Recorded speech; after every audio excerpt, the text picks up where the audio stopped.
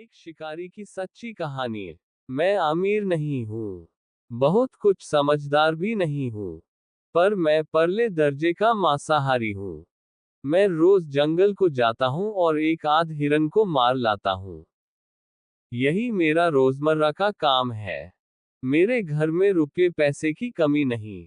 मुझे कोई फिक्र भी नहीं। इसी सबब से हर रोज मैं शिकार के पीछे पड़ा रहता हूँ।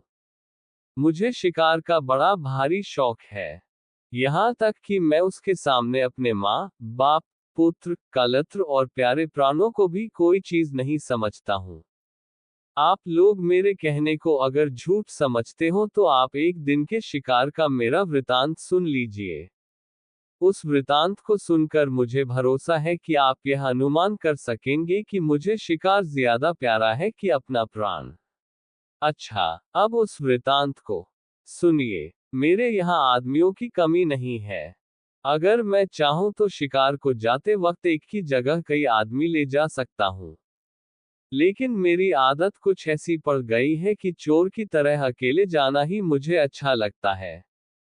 शिकार के हाथ लग जाने पर मुझे उतनी ही खुशी होती है जितनी कि चोर को मनमाना माल मिल जाने से होती है। एक दिन की बात सुनिए। गर्मी का मौसम था। पल पल पर गर्मी बढ़ती जाती थी और आदमी पानी पानी चिल्लाकर अपने गले को और भी ज्यादा सुखाते जाते थे। ऐसे वक्त में मेरे गांव के कुछ आदमी मेरे पास आए। उन्होंने कहा कि गांव के पास का तालाब करीब करीब बिल्कुल सूख गया है। बीच में थोड़ा सा पानी रह गया है। वही पानी पीकर हम लोग किसी तरह से अपने प्राण बचाते हैं। पर कई दिनों से रात के वक्त एक बहुत बड़ा जंगली सूअर वहां पर आता है। वह उस कुंड से पानी भी पीता है और उसमें लौटकर बचे हुए पानी को कीचड़ कर देता है। इस वजह से वह पानी हम लोगों के पीने के लायक नहीं रह जाता। आप इसका कुछ बंदोबस्त कीजिए। ये सुनकर मुझे बड़ी खुशी हुई, क्योंकि मैं एक शौकीन शिकारी हूँ और निशाना भी बहुत अच्छा लगाता हूँ। मैंने उन लोगों से कहा कि आज चांदनी रात है, इसलिए आज ही मैं इस सुअर का शिकार खेलना चाहता हूँ। तुम अभी जाकर तालाब के पास के पेड़ पर एक मचान बना दो। वे तो यह चाहते ही थे। उन्होंने फौरन ही एक मचान मेरे लिए तैयार कर दिया। रात हुई। 8 बज गए। मैंने खाने को खाया, अपनी मामूली शिकारी पोशाक पहनी, बंदूक हाथ में उठाए और एक भाला और एक पेशेकब्ज भी हाथ में लिया। इस तरह साज सामान से दुरुस्त होकर मैं उस तालाब की तरफ रवाना हुआ। तालाब के पास पेड़ पर मचान को देखकर मैं खुशी से फूल उठा। भाले को मैंने उस मचान के ठीक नीचे गाड़ दिया और चढ़कर उसके ऊपर आसन जमाकर मैं बैठ गया। वहां पर मैं बिल्कुल अकेला था। मगर मैं बड़ा निडर हूं। मुझे जरा भी डर न लगा। वायु मंद मंद चल रही थी। उसने नींद को झटपट मेरी आंखों के सामने लाकर खड़ा कर दिया। मगर मैं उसके काबू में आने वाला आदमी नहीं। इसलिए उस बेचारी को मुझसे 2 गज दूर ही खड़ा रहना पड़ा। इतने में कुछ दूर पर मुझे आहट मालूम हुई।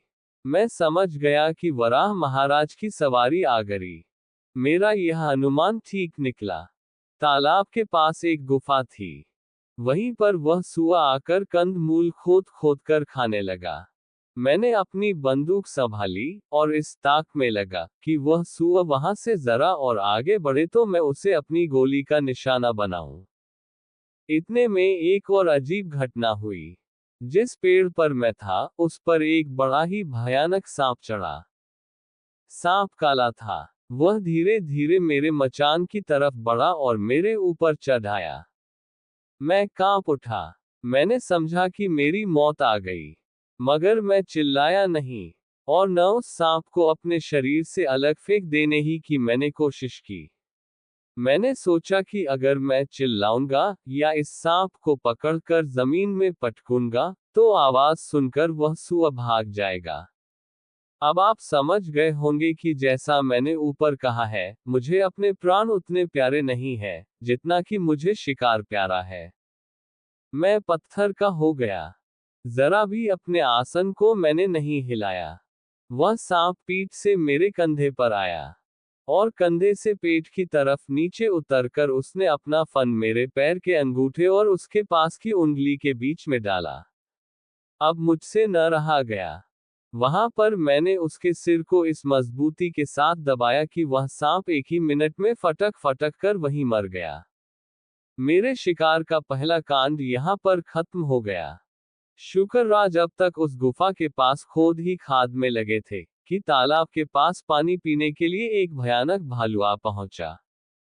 अगर मैं चाहता तो उसे वहीं पर मार गिराता, मगर सुअर के भाग जाने के डर से मैंने ऐसा करना मुनासिब नहीं समझा। जाम्बुवान नंदन पानी पीकर तालाब के पास खड़े खड़े दम लेने लगे। इतने में एक बहुत बड़ा शेर आता हुआ दिखाई दिया। शेर बहुत प्यासा था, इसलिए जल्दी जल्दी कदम बढ़ाता हुआ वह आ रहा था। रीछराज की नजर ज्यों ही शेर पर पड़ी त्यों ही आप पर क्वार के महीने की सी जुड़ी चढ़ाई। आपको उस वक्त और कुछ न सूझा। आप कांपते हुए उसी पेड़ पर चढ़े जिस पर कि मैं बैठा हुआ था। मेरे मचान के नीचे ही एक डाल थी। उसी पर वह आकर खड़ा हो गया और एक दूसरी डाल को अपने अगले पैरों से उसने खूब मजबूती से पकड़ लिया। डर भी बुरा होता है। उस वक्त मारे डर के वह रीछ इतने जोर से कांपता था कि वह उतना बड़ा पेड़ भी हिल रहा था। मैं आपसे कोई बात छिपाना नहीं चाहता। मेरा बदन पसीने पसीने हो गया। मुझ पर खौफ गालिब हो आया। मैंने कहा कि अगर मैं शोर करूंगा या कुछ भी हाथ पैर हिलाऊंगा, तो ये रीछ फौरन ही मुझ पर हमला करेगा। इसलिए साहस करके मैं वहीं पर जमा हुआ बैठा रहा। शेर तालाब के पास पहुंचा। पहुंचकर उसने अच्छी तरह पानी पिया।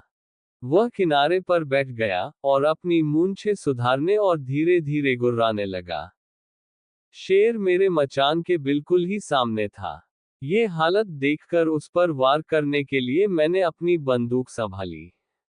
इस बीच में वह सुअर गुफा की तरफ से चला और तालाब के पास आया। आहा! वह सुअर था कि हाथी का बच्चा। ऊंचाई में वह कोई 6 फुट था।